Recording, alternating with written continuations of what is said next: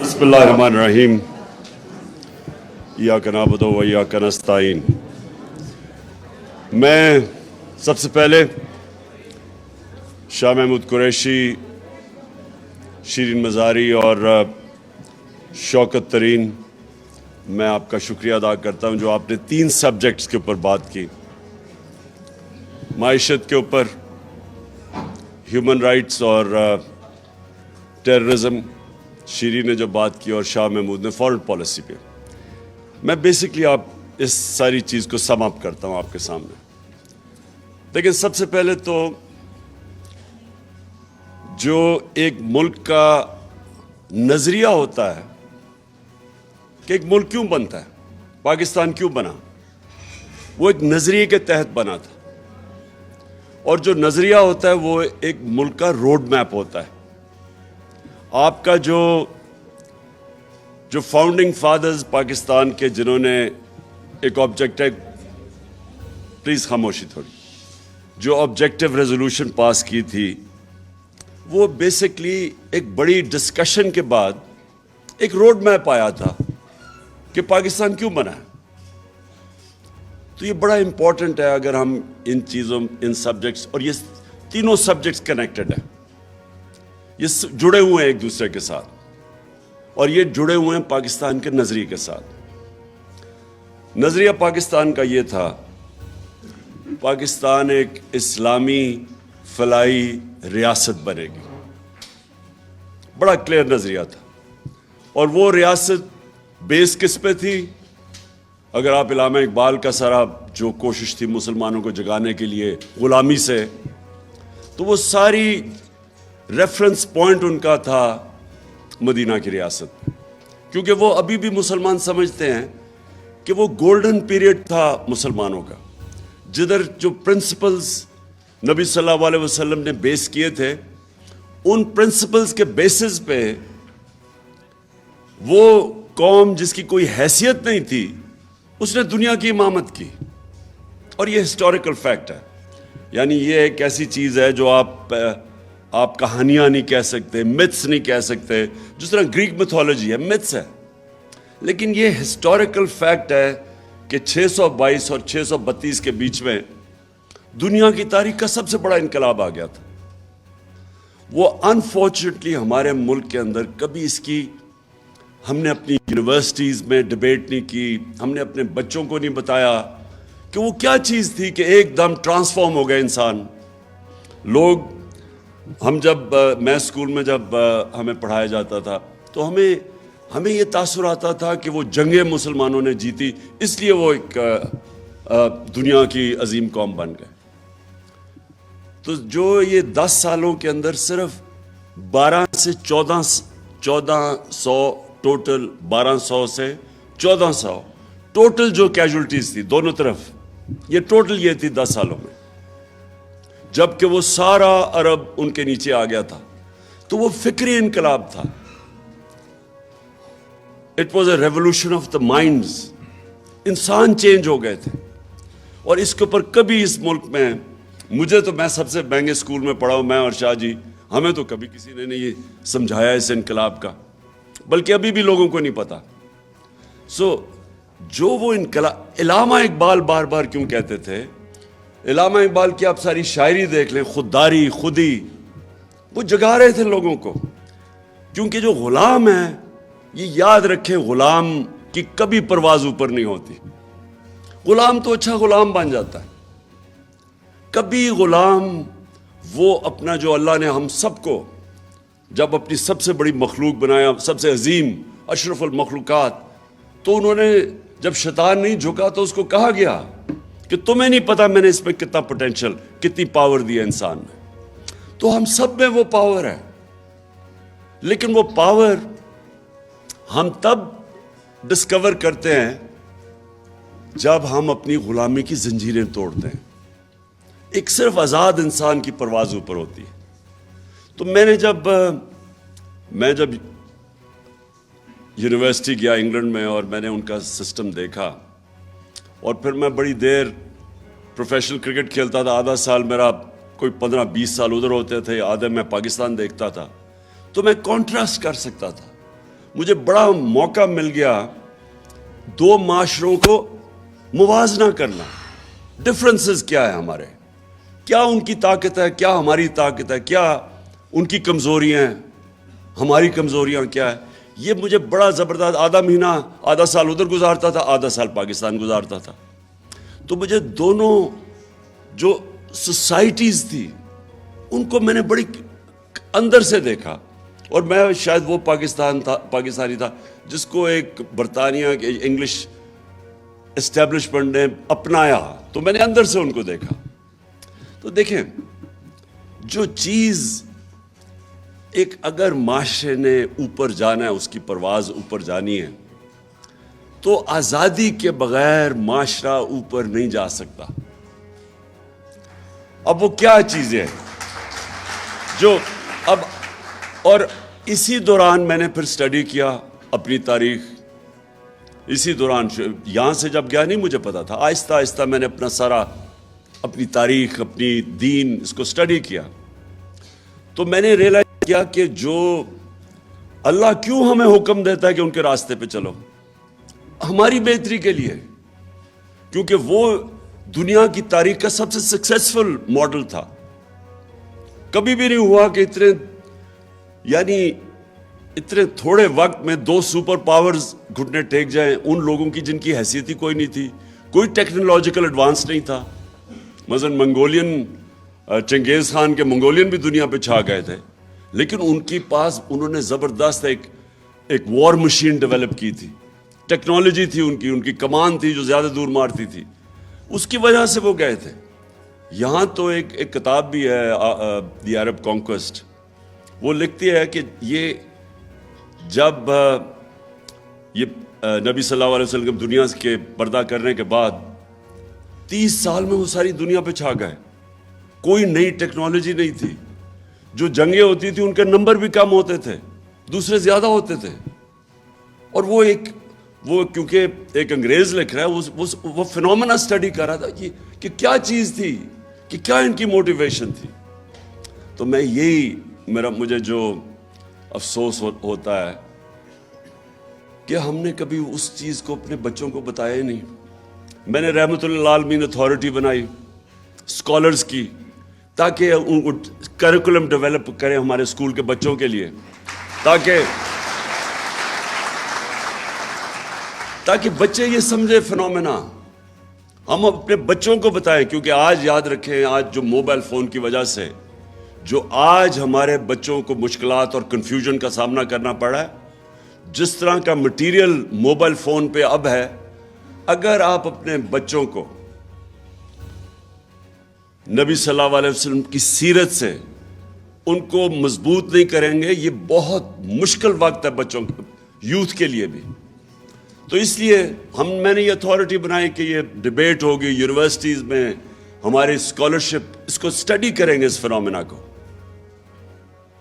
اور اس حکومت نے آ کے وہ بند کر دی اتھارٹی.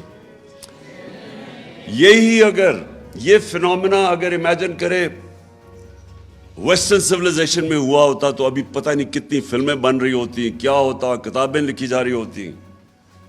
ان کے ہالی ووڈ کے اندر بتایا, کیونکہ کبھی بھی اتنے تھوڑے وقت پہ اتنے عظیم لوگ ہی نہیں آئے. یہ بھی ہسٹوریکل فیکٹ ہے. جو نبی کے ارد گرد تھا وہ ایک عظیم انسان بن گیا. حضرت بلال جو غلام تھے, انہوں نے 2 جنگوں کے اندر قیادت کی. انسانوں کو بدل دیا. میرا پوائنٹ سارا یہ ہے. اور انسان بدلتا ہے ذہن کے اندر, جب آپ اس کو آزاد کرتے ہیں, اس کو بڑا ضروری تعلیم دیتے ہیں, صحیح تعلیم دیتے ہیں. تعلیم بھی ہر کوئی تعلیم آزاد نہیں کرتی. اور تعلیم اور پھر انصاف. مدینہ کی ریاست کی بنیاد عدل اور انصاف تھی. کیونکہ جو ابھی شیرین نے بڑی بات کی کہ جو جسٹس ہے, جو انصاف ہے, وہ انسان کو حقوق دیتا ہے, اور انسان کے جو ہیومن رائٹس ہیں وہ انسانوں کو آزاد کر دیتا ہے. اور میں نے کیسے دیکھا, کیونکہ میں تو یہاں جب گیا تو یہاں ایوب خان کی ڈکٹیٹرشپ تھی. تو ادھر جب میں نے دیکھا کہ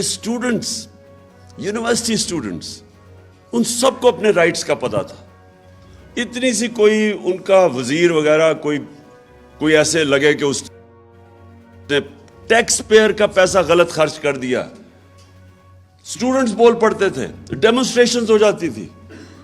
اتنے آگاہ تھے وہ کہ ہمارے حقوق کیا ہیں. آزاد لوگ تھے، اور آزاد لوگ پریشر ڈالتے ہیں حکومت کے اوپر، اس کی جرت نہیں ہوتی کہ لوگوں کے حقوق کی خلاف ورزی کرے. آزاد قوم اپنے پروٹیکٹ کرتی ہے اپنے حقوق کو. اور آزاد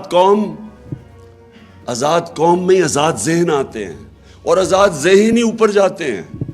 یہ جو انوویشنز ہوتی ہیں دنیا میں، ڈسکوریز ہوتی ہیں، انوینشنز ہوتی ہیں، یہ اوریجنل مائنڈز کرتے ہیں، غلام نہیں کر سکتے. غلام انتظار کرتے ہیں کہ جی ہمیں کوئی نئی بتایا جائے، جی نئی ٹیکنالوجی، اور ہم وہ اڈاپٹ کر لیتے ہیں. لیکن آزاد ذہن ڈسکوری کرتے ہیں. اور اسی لیے کتنے 100 سال تک سارے ٹاپ سائنٹسٹ مسلمان تھے، کیونکہ وہ آزاد انسان تھے. آپ جب ان کے حقوق، جو کلچر ڈیولپ ہوا تھا مدینہ کی ریاست میں، آپ رائٹس کا یہ دیکھیں کہ آج بھی آپ تصور نہیں کر سکتے کہ یہودی شہری حضرت علی رضی اللہ تعالیٰ سے کیس جیت جاتا ہے جب وہ خلیفہ ہوتے ہیں. آپ تصور کریں گے کہ آج بھی آپ یہ تصور کر سکتے ہیں کہ مائنورٹی جا کے ایک ہیڈ آف اسٹیٹ سے کیس جیت سکتی ہے کورٹ آف لا میں. تو انہوں نے سب سے زیادہ ایمفسس انصاف پہ دیا اور رائٹس پہ. عورتوں کو لبریٹ کیا، جو پہلی دفعہ عورتیں جو اصل لبریشن رائٹس دیے ان کو، انہیریٹنس، پراپرٹی رائٹس. آج بھی پاکستان کے اندر 80% عورتوں کو، بیچاریوں کو پراپرٹی رائٹس نہیں ملتے، حالانکہ ہم نے قانون پاس کیا کہ انفورس کرنے کے لیے پراپرٹی رائٹس. لیکن وہ تب دے دیے تھے، یورپ میں کوئی 100-150 سال پہلے آئے تھے. اور پھر غلاموں کو آزاد کیا. بیسکلی وہ انہوں نے آزاد کیا تھا انسانوں کو، انصاف دے کے، رائٹس دے کے. اور سیکنڈلی فلاحی ریاست، جو بھی شیرین بات کر رہی تھی. دیکھیں، ویلفیئر سٹیٹ کا کانسیپٹ پہلی دفعہ مدینہ کی ریاست میں آیا تھا. اور آج مجھے تکلیف ہوتی ہے، اور میں انگلینڈ میں نے پہلی دفعہ اپنی زندگی میں ایک ویلفیئر سٹیٹ دیکھی. پہلی دفعہ ہم نے دیکھا کہ ایک آدمی، غریب آدمی ہے، اس کو مفت تعلیم مل رہی ہے، کوالٹی، اس کے بچے کو. عدالت میں جاتا تو لیگل ایڈ مل رہی ہے اس کو. بے روزگار ہوتا ہے تو اس کو ان امپلائمنٹ بینیفٹس مل رہے ہیں، پیسے مل رہے ہیں جب تک روزگار نہیں ملتا. ہسپتالوں میں جاتا ہے تو اس کو مفت علاج ملتا ہے. یہ میں نے پہلی دفعہ برطانیہ میں دیکھا تھا. تب سے میں نے فیصلہ کیا کہ ہمیں اللہ نے کبھی موقع دیا تو یہ تو ہماری مشن سٹیٹمنٹ ہے، اسلامی فلاحی ریاست. یہ تو پاکستان کی مشن سٹیٹمنٹ ہے.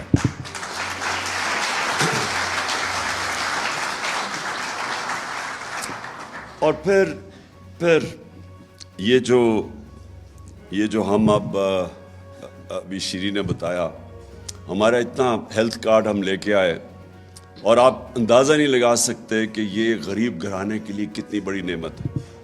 آپ اندازہ نہیں لگا سکتے. جو آدمی، میں نے شوکت خانم کینسر ہاسپٹل کیوں بنایا تھا؟ والدہ کو کینسر تھی، تکلیف میں تھی، یہاں کوئی ہاسپٹل نہیں تھا. میں ایک ڈاکٹر کو میو ہاسپٹل میں، مجھے ابھی بھی یاد ہے، ڈاکٹر مسعود ہوتے تھے، میں ان سے کنسلٹ کرنے گیا اپنی والدہ کے اوپر.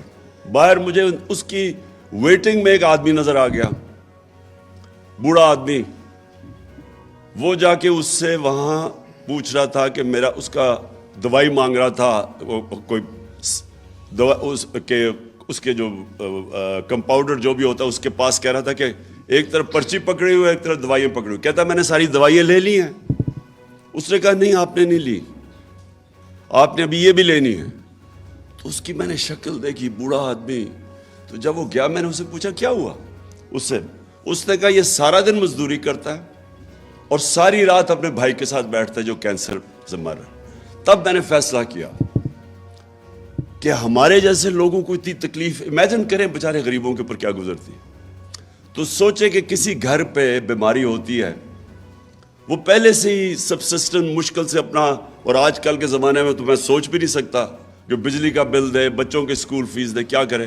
اور ایک بیماری ہوتی ہے، ساری ایویڈنس شو کرتی ہے کہ ایک ایسی بیماری آتی ہے سب سے زیادہ جو لوگ غربت کی لکیر سے نیچے جاتے ہیں وہ ایک گھر میں بیماری آ جاتی ہے, اس میں سارا گھر بار اپنا پیسہ پوسا خرچ کر کے مقروض ہو جاتا ہے. تو وہ ہیلتھ کارڈ انہوں نے بند کر دیا, اور وہ بے حسی دیکھیں ان لوگوں کی. وہ یہ کہہ رہی ہے کہ عمران خان کو فائدہ ہو جائے گا اسے, اس لیے بند کر دو.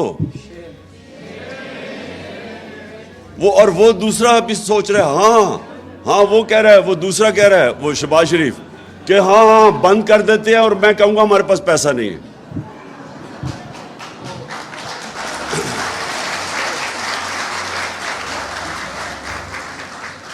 اچھا جی, دوسری چیز اکانومی. میں صرف اکانومی جو ہے نا جی, وہ کنیکٹڈ ہے فارن پالیسی کے ساتھ. میں سمجھتا ہوں یہ دونوں ساتھ کنیکٹڈ ہے. ہم نے فنڈامنٹل مسٹیک کیا کی؟ ہم نے یہ کیا, چلے ہم شروع میں ہمارے بڑے برے حالات تھے.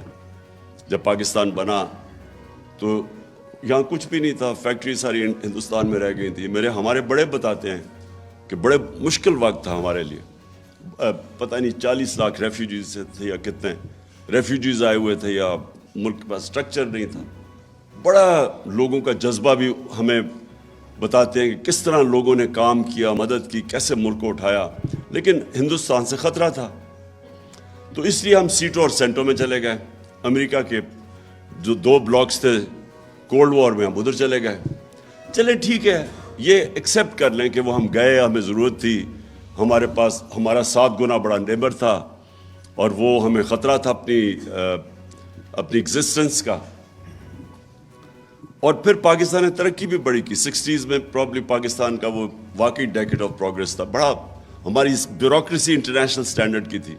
ہماری جو سول سروس تھی آؤٹ اسٹینڈنگ تھی تب, اور سول سروس اور اس نے اور جو اچیومنٹس ہیں ہماری آؤٹ اسٹینڈنگ. بلکہ یہ سارے علاقے کے اندر پاکستان کو مثال بنایا جاتا تھا 60s میں, جو ملک سب سے بہتر ڈیولپ کر رہا ہے. لیکن اس کے بعد کیا ہوا؟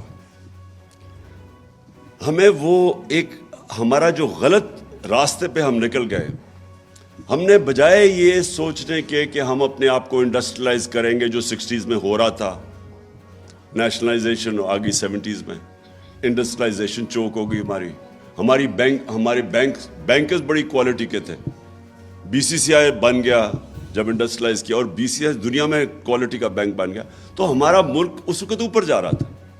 غلط طرف چلے گئے, ویلتھ کریشن ختم کر دی نیشنلائزیشن سے.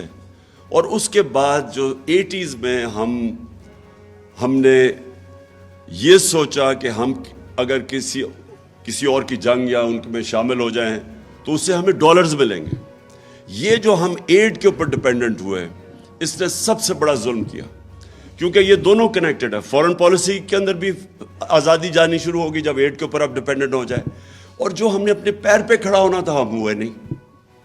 دیکھیں, ایک قوم جب تک اپنے ملک کے اندر ویلتھ کریشن نہیں کرتی, اپنے خرچے خود نہیں اٹھاتی, تو وہ تو تھوڑی دیر کے بعد, وہ مقروض ہونے کے بعد غلام بن جائے گی.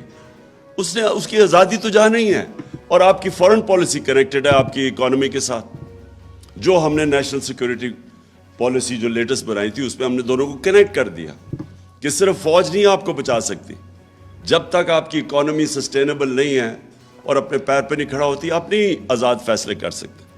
لیکن میرا ایک اور, جب ہماری باری آئی گورنمنٹ میں, تو ہم نے یہ فیصلہ کیا کہ ہم نے اب ایک انڈیپینڈنٹ فارن پالیسی کی طرف جانا ہے, اور ہر وہ چیز کرنی ہے جیسے پاکستان میں ویلتھ کریشن ہو. اس کا مطلب ایکسپورٹس بڑھانی ہے. اور یہ ابھی جو شوکت علی نے بتایا کہ یہ جو وزٹ آیا ہے لنڈن سے, اس نے 5 سال کے اندر ایکسپورٹس تو بڑھی نہیں. تو یہ اس کی کیا قابلیت تھی کہ اگر ملک کے اندر آپ نے اپنی آمدنی نہیں بڑھائی. دیکھیں, فائنانس منسٹر کا کیا کام ہوتا ہے؟ اس کا یہی ہوتا ہے نا, بتانے کے لیے اپنی آمدنی بڑھائے اور خرچے پورے کرے. سمپل ٹرمز میں بتائیں نا, یہ کوئی باقی آپ اکنامک ٹرمز اور جاگن استعمال کریں گے, لیکن بیسکلی جو آپ سب جانتی ہیں, جنہوں نے خواتین بیٹھی ہیں, جنہوں نے گھر کے خرچے پورے کرنے, ان کو بتاتا ہے کہ یہ ہماری آمدنی ہے, یہ خرچے ہیں, اب آپ نے بیلنس کرنا ہے. تو بیلنس کرنے کے لیے جو آپ کی, جب تک آپ ایکسپورٹس نہیں بڑھائیں گے تو پیسہ کدھر سے آنا ہے؟ اور یہ کون مین، یہ جو آدمی ہے یہ کون مین ہے، کیونکہ یہ تو بہت بڑا فراڈ ہے. اس فراڈ نے، آپ یہ سوچیں کہ 5 سال اگر ہماری ایکسپورٹس ہی نہیں بڑھی تو اس کا کمال کیا ہے کہ جو اس کو اب لے کے آ رہے ہیں. اس نے صرف یہی نہیں کیا ایکسپورٹس نہیں بڑھی، ہماری ایکسپورٹس بھی نہیں بڑھی، اور جو بنانزا آنا تھا کہ تیل کی قیمت آدھی تھی، جب ہمیں گورنمنٹ ملی ہے ہمارا کتنا 37%، کتنا ہمارا تیل پہ جاتا ہے خرچہ؟ 37.5% جو ہمارا امپورٹ بل ہے وہ تیل سے ہے. تو جب تیل آدھی قیمت پہ تھا تو ہونا تو چاہیے تھا کہ ہمیں اپنے ریزروز بلڈ کرنے چاہیے تھے، ہمیں اپنی ایکسپورٹ بڑھانی چاہیے تھی. اس نے کیا کیا؟ اس نے روپے کو اوور ویلیو کیا، اور میری تھیری ہے اس کے اوپر اوور ویلیو اس لیے کیا کیونکہ یہاں سے یہ روپیوں کو ڈالر پہ چینج کر کے باہر بھیج رہے تھے تو زیادہ ڈالر آتے تھے، کیونکہ اس کی کوئی اکنامک سینس تو نہیں ہے. آپ کی انڈسٹری بند ہو رہی ہے، ٹیکسٹائل فیصل آباد میں جاؤ تو وہاں وہ ریل اسٹیٹ میں چلے گئے انڈسٹری بند کر کے. تو انڈسٹری کے ایکسپینس پہ، ایکسپورٹس کے ایکسپینس کے اوپر آپ نے روپیہ کے نیچے رکھا ہوا ہے. ایکسپورٹس اسے رک گئی، انڈسٹری آپ کی جو ویلتھ کریٹ کرتی ہے وہ رک گئی، بلکہ بند ہونی شروع ہو گئی. تو کیا وجہ ہوگی پیچھے؟ میں سمجھتا ہوں کہ یہ ہے ہی کرپٹ مافیا. ان کی کوشش ہی یہ ہے کہ میکسیمم یہاں سے پیسہ چوری کر کے باہر لے جاؤ. کوئی دنیا میں مثال نہیں ہے کہ سارا ٹبر باہر بیٹھ گیا جا کے. پاکستان میں گورنمنٹ کر رہے ہیں، لوٹنے کے لیے آتے ہیں پھر باہر چلے جاتے ہیں. اس کی کوئی مثال نہیں ہے. مجھے کوئی بنانا ریپبلک بھی بنائے جدھر اس طرح کا مذاق ہو رہا ہے، اور وہ جیسی ان کی پتہ چلے چوری پکڑنی ہے باہر بھاگ جاتے ہیں. مشرف کے دور میں بھی وہاں باہر بھاگ گیا، این آر او لے کے واپس آ گیا. 10 سال چوری کی، پیسہ باہر لیا، جب پکڑے جانے لگا پھر باہر بھاگ گیا، اور اب این آر او لے کے پھر پاکستان آ گیا. مجھے تو حیرت ہوتی ہے کہ ہمارے یہ جو لوگ ملک کے محافظ ہیں، کیا ان کو نہیں نظر آ رہا کہ ملک کے ساتھ کیا ہو رہا ہے؟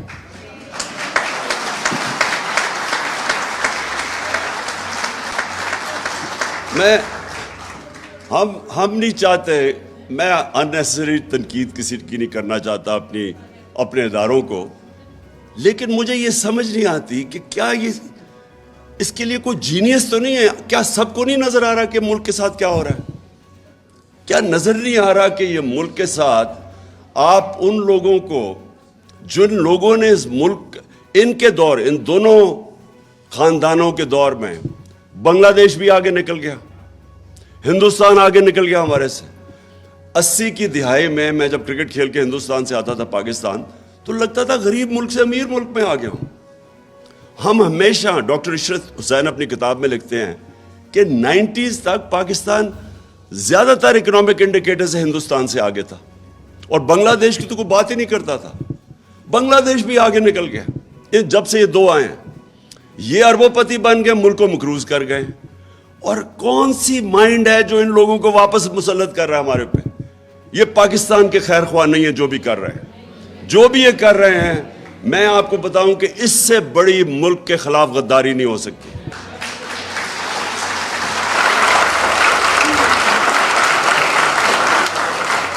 اور تو اور چھوڑیں.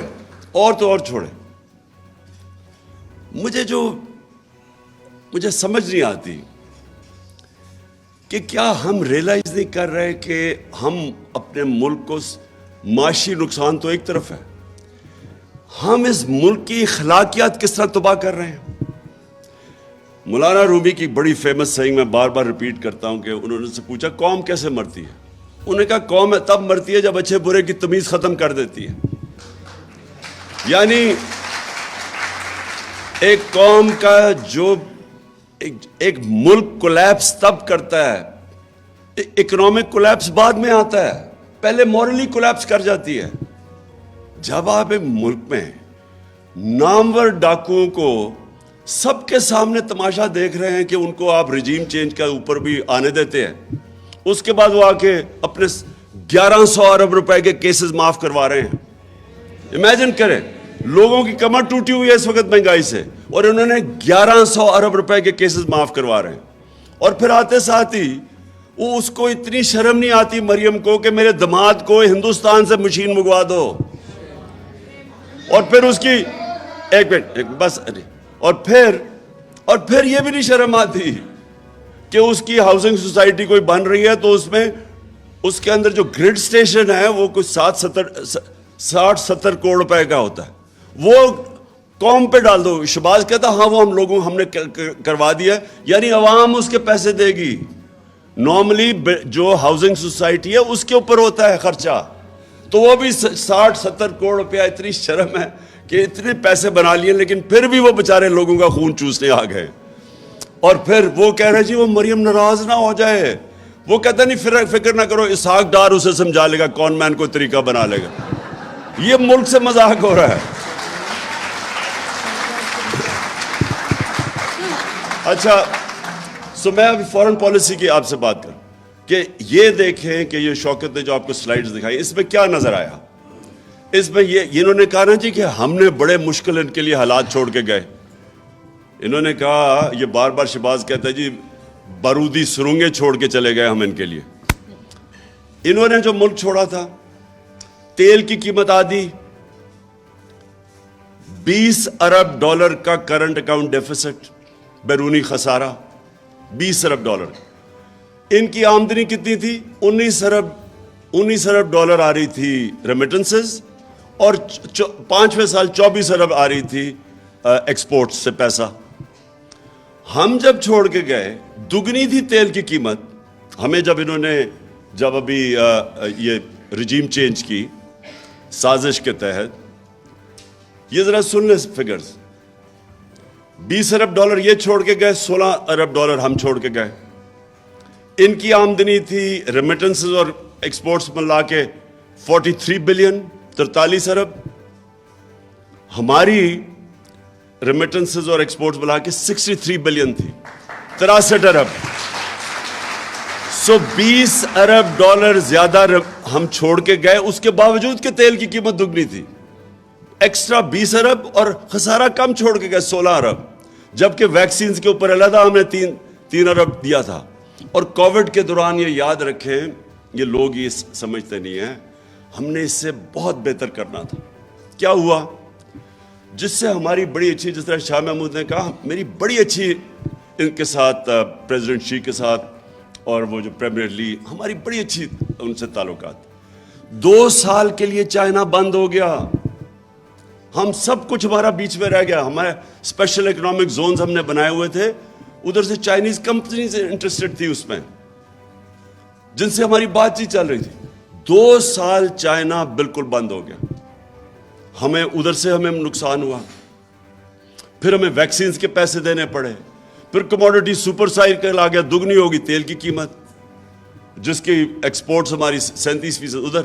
تو اس کے باوجود کم ڈیفیسٹ چھوڑ کے گئے، 4 ارب کم ڈیفیسٹ چھوڑ کے گئے، اور آمدنی $20 ارب زیادہ چھوڑ کے گئے.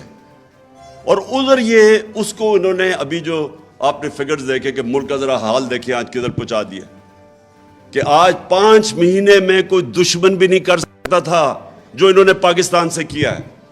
45 یا 47% انفلیشن، مہنگائی، سینسٹیو پرائز انڈیکس 47% پہ ہے. جو ہماری ایکسپورٹس ہے وہ ڈکلائن کر رہی ہیں، اور ریمیٹنسز کیونکہ گیپ اتنا بڑا ہو گیا ہے ایکسچینج ریٹ میں، جو آفیشیل اور جو مارکیٹ میں ہے اس کا گیپ بڑھ گیا، ریمیٹنسز گرنے والی ہیں. تو یہ ملک کو آپ کدھر دھکیل رہے ہیں. وہ شہباز شریف جا کے اگر اس کی اگر آپ وہ انٹرویو دیکھ لینا، وہ جو اس نے وہ بلومبرگ والی عورت کو دیا ہے، میں نے اس سے زیادہ ہے آپ کے پاس. یہ ایک منٹ پھر سے شروع سے،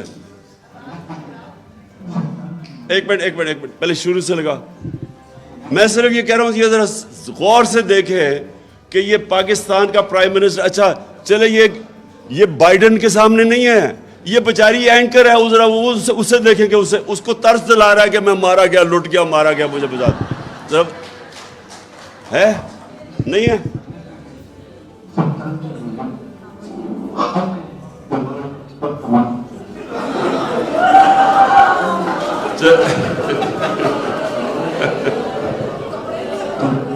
چھوڑو بند کرو اس کو، شکل ہی کافی ہے. میں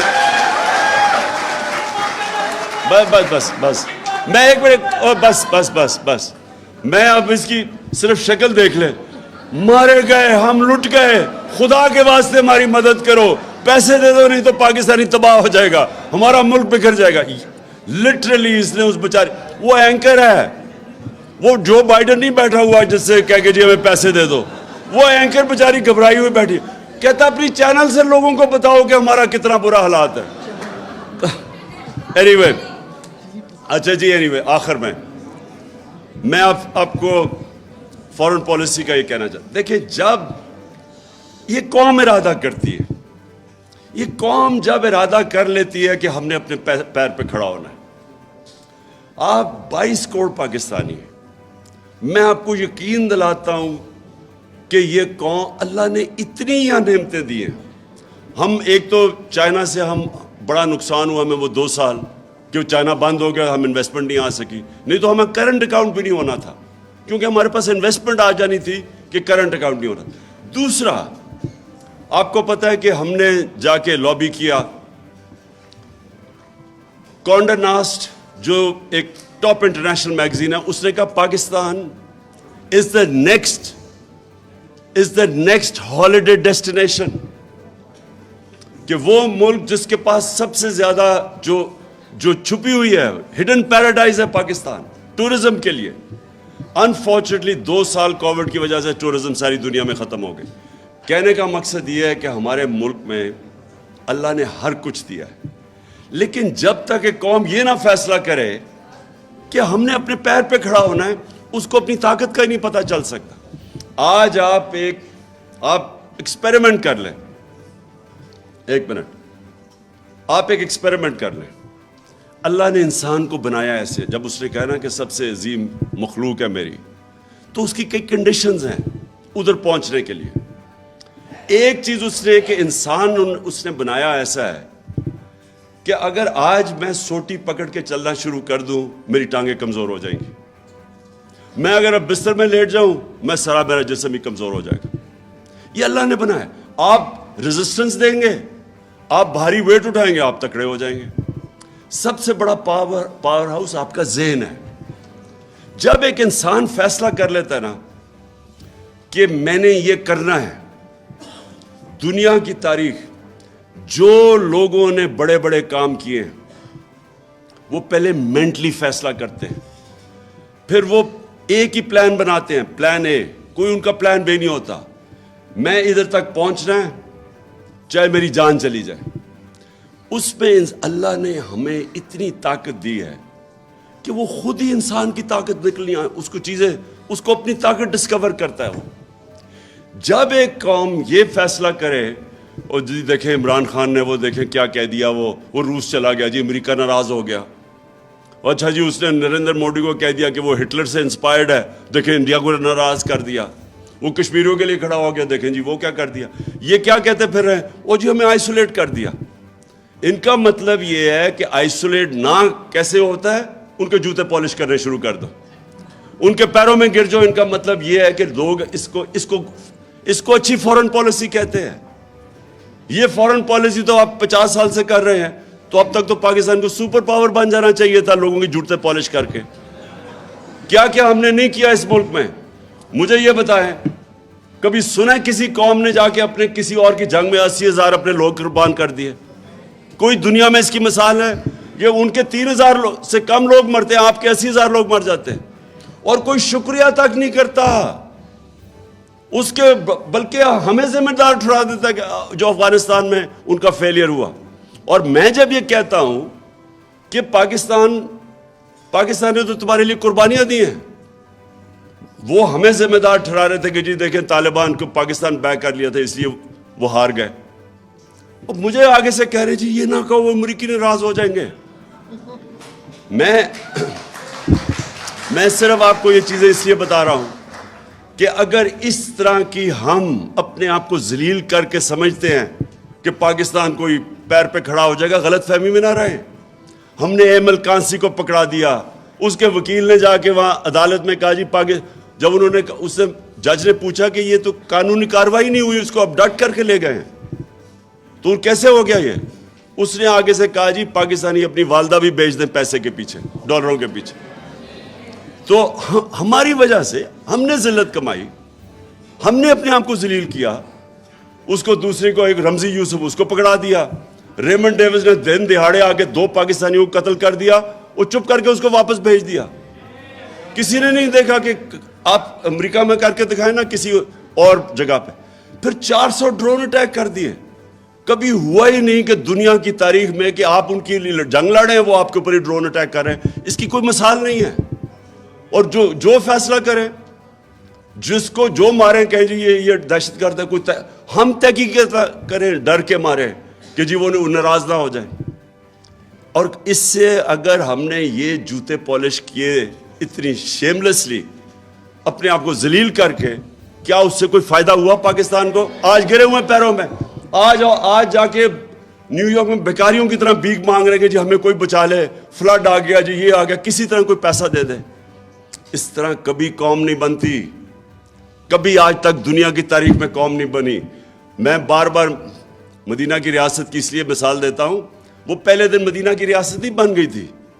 انہوں نے جدوجہد کی تھی، انہوں نے مل کے، کمیونٹی نے 2 جنگوں کے اندر، جنگ احد اور خندق کے اندر، تو امہ کو خطرہ تھا کہ وہ بچیں گے بھی یا نہیں. فاقے کیے انہوں نے جب انہوں نے سیج کی ہوئی تھی مدینہ کی. نبی صلی اللہ علیہ وسلم نے 2 پتھر پیٹ پہ باندھ کے کام کر رہے تھے، وہاں قربانیاں دے رہے تھے. قومیں قربانیاں دے کے بنتی ہیں. بیکاریوں کی طرح بھیک مانگ کے، جوتے پالش کر کے کوئی قوم نہیں بنی آج تک. اور آپ کی فورن پالیسی ریفلیکٹ کرتی ہے. ہم نے جو کوشش کی شاہ محمود، ہم نے ایک خوددار فورن پالیسی بنانے کی کوشش کی. ہم نے ان کو بتایا، اور بائی دی وے امریکنوں نے بار بار سگنلز دیے کہ جی یہ تو بدل گیا پاکستان. انہوں نے ہمیں میسیجز دی کہ جی یہ تو it's not business as usual. اور وہ، میں آپ کو یہ بھی بتاؤں، میں ویسٹرن مائنڈ سب سے بہتر سمجھتا ہوں. وہ آپ کی عزت کرتے ہیں جب آپ اپنے نیشنل انٹرسٹ کے لیے کھڑے ہوتے ہیں. میں جب صدر پوٹن کے ساتھ بیٹھا 3.5 گھنٹے، میری بڑی لمبی بات ہوئی، بڑی باتیں ہوئیں. میں اس سے یہ بھی میں پوچھا، میں نے کہا مجھے بتاؤ باقی جو ورلڈ لیڈرز تھے، جو کیونکہ یہ تو بہت سب کو ملا ہوا ہے 20 سال سے، تو میں اس کے ویوز پوچھا. میں نے کہا فلانا کا بتاؤ، اس کا بتاؤ، اس کا بتاؤ، کیونکہ 3.5 گھنٹے ہو گئے تھے اور بھی بات کر رہی تھی میں. تو میں نے اس سے پوچھا اردوغان کا. اب یہ سنے ذرا. اس نے کہا اردوغان کا کہ دیکھیں، یہ کئی دفعہ میں اسے، یہ ہماری پالیسیز میں کلیش ہوتے ہیں، یہ میری پالیسی مانتا نہیں ہے، لیکن میں اس کی عزت کرتا ہوں. کیوں؟ کیونکہ یہ اپنے ملک کے انٹرسٹ کے لیے کھڑا ہے.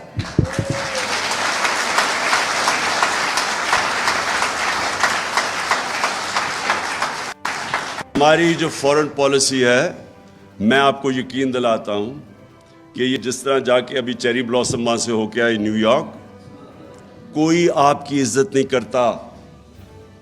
آپ جتنا مرضی ان کو خوش کرنے کی کوشش کریں، اور ان کے سے اس سے کسی نے ابھی سندھی کسی پولیٹیشین سٹیٹمنٹ دی، بلاول بھٹو نے پھر پاکستان کو مین سٹریم میں لے آیا. کیا مین سٹریم میں لے آیا؟ مطلب یہ کہ وہ ساروں کو جا کے خوش کر کے آیا کہ جی فکر نہ کریں ہم آپ کے غلام ہیں. اور کیا لے کے آیا ہوگا؟ ایک چیز تو میں یہ کہنا کہ کیا کوشش کر رہا ہوں، دیکھیں جب آپ اپنے نیشنل انٹرسٹ کے لیے کھڑے ہوتے ہیں، دوسرے سمجھ جاتے ہیں، ان کو پتہ ہوتا ہے کہ اپنے نیشنل انٹرسٹ کے لیے کھڑے. اگر ہم روس گئے، امریکہ ناراض ہو گیا، مجھے تو موقع ہی نہیں ملا کیونکہ انہوں نے آتے ساتھ ہی سازش تو جیسے واپس آیا تو گیم چلا دی تھی انہوں نے.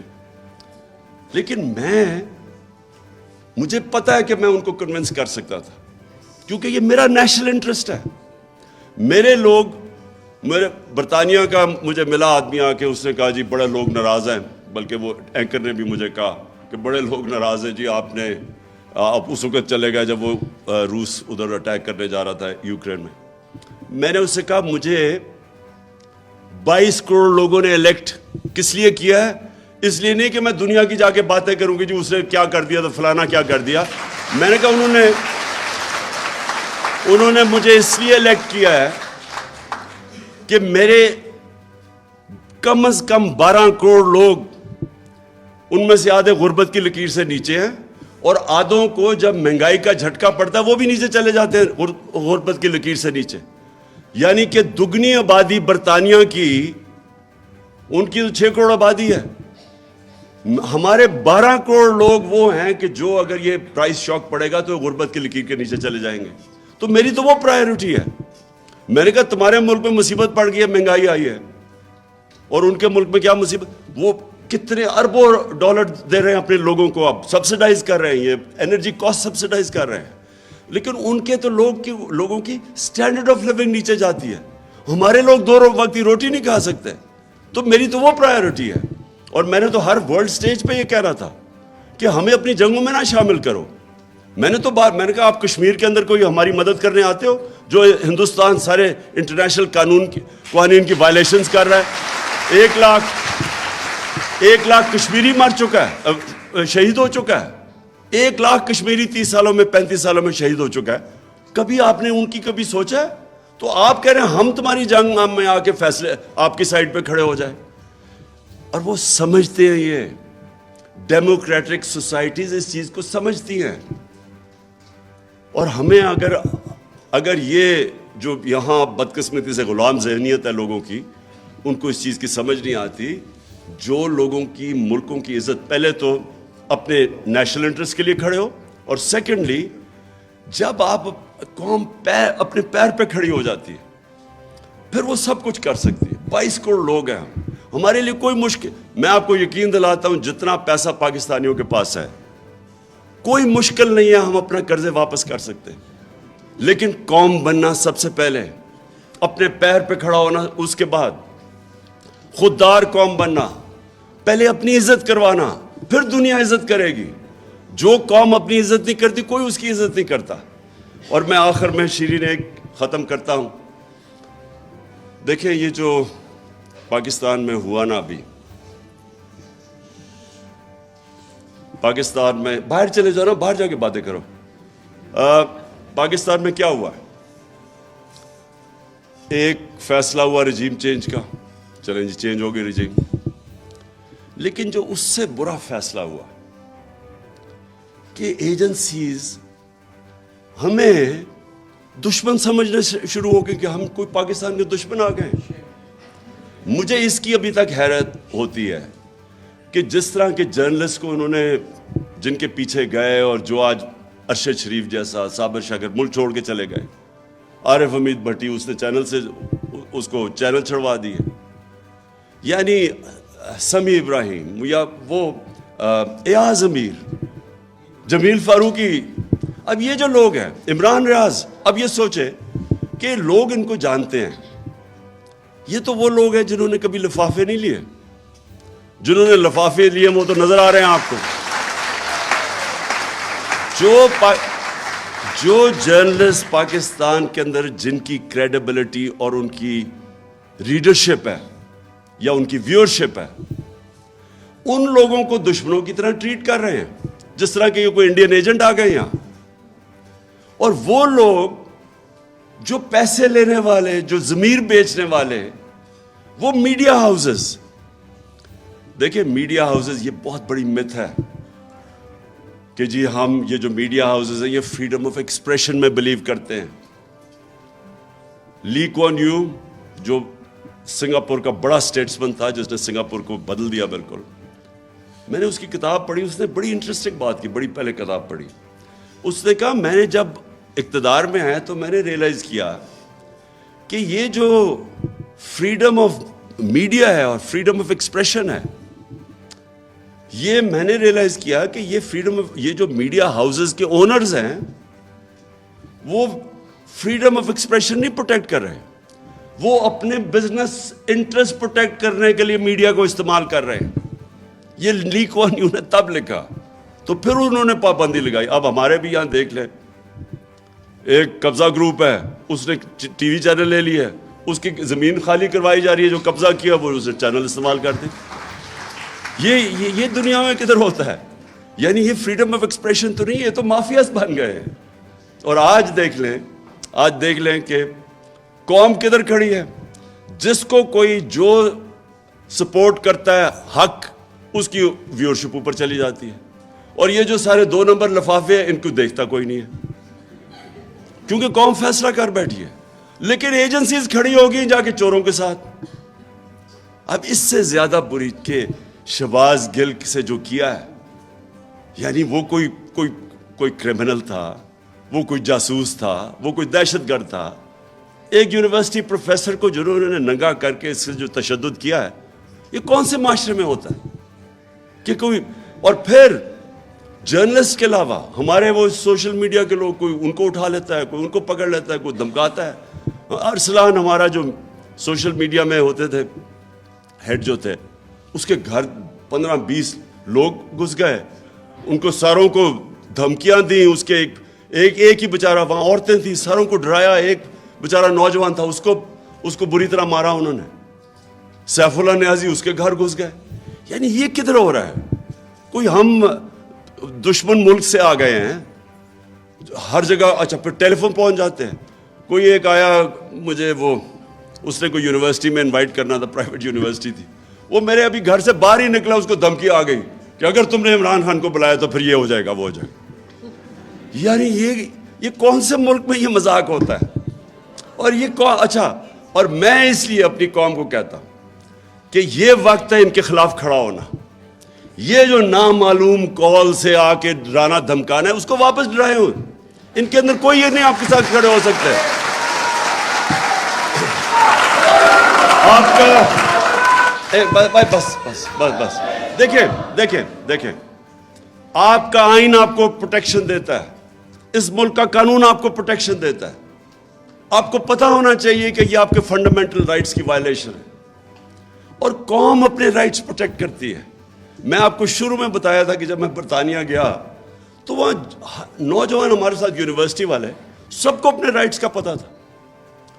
کبھی کسی نے بتی شام کو جلائی ہوئی اور پولیس والے نے روک دیا وہاں رات کو یونیورسٹی میں، تو میں دیکھا وہ ایسے کھڑے ہو کے آگے بولتے تھے کہ واہ. اور آزاد لوگ تھے، آزاد قوم تھی، اس لیے اس کو پتا تھا غلاموں کے رائٹس نہیں ہوتے. اور آپ نے اپنے رائٹس کے لیے قوم نے کھڑا ہونا ہے. یہ نامعلوم نمبر سے جو نانسنس ہے، آپ کو ان کے ساتھ بات کرنی پڑے گی کہ تم ہو کون؟ تم ہمارے ٹیکس کے پیسے کے اوپر تنخواہ پہ چل رہے ہو. تمہیں کس نے رائٹ دیا ہے کہ ایک ملک کے شہری، جو ہم ہیں اس قوم کے شہری، ہم ٹیکس دیتے ہیں، ہمارا ڈیموکریٹک رائٹ ہے، میرا آئین رائٹ دیتا ہے مجھے. تم ہو کون؟ ایک تنخواہ دار آدمی مجھے میرے ٹیکس کے پیسے سے کام کر رہا ہے، اس کو پیسے مل رہے ہیں، اور مجھے ہی دھمکیاں دے رہا ہے کہ تم یہ نہ کرو، تم وہ نہ کرو. تم کون ہو؟ آئین مجھے پروٹیکشن دیتا ہے، آپ کا قانون آپ کو پروٹیکشن دیتا ہے. اور یہ میں ساری قوم کو کہنا چاہتا ہوں کہ دیکھیں، قوم تب تک غلام رہے گی جب تک وہ غلامی قبول کر لے گی. جس دن جو علامہ اقبال کی ساری اگر آپ شاعری پڑھیں تو وہ غلاموں کو جگا رہے تھے، خودی کو جگا رہے تھے، خودداری کو جگا رہے تھے. وہ شاہین کہہ رہے تھے کہ شاہین تو جب تک زنجیریں نہیں ٹوٹتی نہیں اوپر نہیں جا سکتا. وہ جو مولانا رومی کہتے ہیں کہ جب اللہ نے تمہیں پر دیے کیوں زمین پہ چونٹیوں کی طرح رینگ رہے ہو؟ جب تک آپ کے پر نہیں ہوں گے، جب تک آپ یہ زنجیریں نہیں توڑیں گے. اور یہ زیادہ تر ذہن میں ہے، خوف پہ. وہ جو ڈرا دیا اس نے، میں یہ کر دوں گا، کچھ نہیں کر سکتا آپ کا کوئی. جب قوم فیصلہ کر لیتی ہے کوئی اس کے سامنے نہیں کھڑا ہوتا. اور آج آخر میں تو بڑا خوش ہوا ہوں کہ شہباز شریف کے آفس سے پتہ چلا ہے کہ جناب اس نے عمران خان اور اعظم خان کا کانورسیشن اس نے ٹیپ آج ریلیز کر دی ہے. پہلے تو آپ کو پتہ ہونا چاہیے یہ آفیشیل سیکرٹ ایکٹس کے خلاف ہے. میں سوچ رہا ہوں کہ اس کے اوپر اس چیز میں اس کو عدالت میں لے کے جاؤں، یا وہ 16 ارب کے کیسز جو اس نے चार आदमी तो मर चुके हैं ना, मकसूद चपड़ासी भी मर चुका है, 3 और जो गवाह हैं वो भी मार दिए हैं, एक वो जो डॉक्टर रिजवान है वो भी बेचारा इन्वेस्टिगेटर वो भी। तो हमें तो समझ नहीं आती शुरू किधर से करें, इनके ऊपर इतनी किताबें इनकी चोरियों और जुर्मों पे। लेकिन मैं ये कहता हूँ कि अच्छा चलो, अच्छा ही है कि तुमने साइफर को ले ही आए हो, अब पब्लिक कर दो साइफर, कौम के सामने ले आओ, कौम के सामने ले आओ कि एक अमेरिकी under secretary of state Donald लू एक पाकिस्तान के एम्बेसडर को क्या जुबान इस्तेमाल कर रहा है, किस तकब्बुर से कह रहा है कि अगर तुमने अपने प्राइम मिनिस्टर को अदम एतमाद की इसमें ना तुमने इसको हटाया तो पाकिस्तान के ऊपर बड़े कॉन्सिक्वेंसेस होंगे, और अगर तुमने हटा के इसको चेरी ब्लॉसम को लिया तो माफ कर दिया जाएगा पाकिस्तान को। ये साइबर में ये लिखा हुआ है, चेरी ब्लॉसम मैंने खुद ऐड कर दिया है, मतलब तो यही है ना उसका कि इमरान खान को हटा के तो ये पहले से अचकन सलवा के बड़ी देर की इंतजार कर रहा था ये। तो ये मैं आज चाहता हूं कि ये आप साइफर को पब्लिक के अंदर ले आए। जो डोनाल्ड लू ने बातें की थी हमारे असद मजीद के साथ, हमारे एम्बेसडर के साथ, वो सारी कौम को अब पता चलना चाहिए कि वो किस तरह पाकिस्तान को देखते थे, कि हमें किस तरह वो देख रहे हैं जैसे कि हम इनके कोई गुलाम हैं। मैं आखिर में फिर आप सबका शुक्रिया अदा करता हूँ। मैं फिर से कहता हूँ कि ये पाकिस्तान की तारीख में एक फैसला कुन वक्त है, ये फैसला कुन वक्त है। मैंने फैसला किया कि मैंने कभी इन चोरों को कबूल नहीं करना, कभी मैं ये चाहे ये नाहली के ऊपर, अच्छा एक और वो जितना घटिया चीफ इलेक्शन कमिश्नर है ना, इससे ज़्यादा मैंने घटिया आदमी नहीं देखा। आप ये सोचे कि ये हुक्म ले रहा है, किससे हुक्म ले रहा है?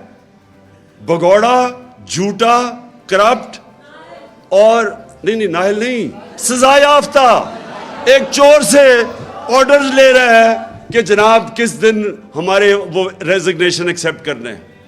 जो मैं कहता था ये साबित हो गया कि ये उनका नौकर है, ये शरीफ खानदान, और ये सारी जो इसने ड्रामे किए हैं मुझे नाहल करवाने के लिए, वो लंदन में बैठा हुआ मफरूर डाकू उसके कहने पे कर रहा है। इसके ऊपर खैर इसके ऊपर तो हमने आगे भी चलना है, क्योंकि इसमें इतनी तो शर्म नहीं कि खुद ही इस्तीफ़ा दे दे इस लेटेस्ट ऑडियो लीक्स के बाद, लेकिन इंशाल्लाह इसको हम अदालत में भी लेके जाएंगे। लेकिन मैं ये आपको आज सब कह दूँ कौम को कि देखें ये वो वक्त है जो सारी कौम ने फैसला करना है। अब आपके सामने 2 रास्ते आ गए हैं, या इन चोरों के नीचे और इनके वो नाहेल और फिटे हुए बच्चों के नीचे बाकी ज़िंदगी गुजारनी है, और या हकीकी आज़ादी के लिए पाकिस्तान की गुजारनी है।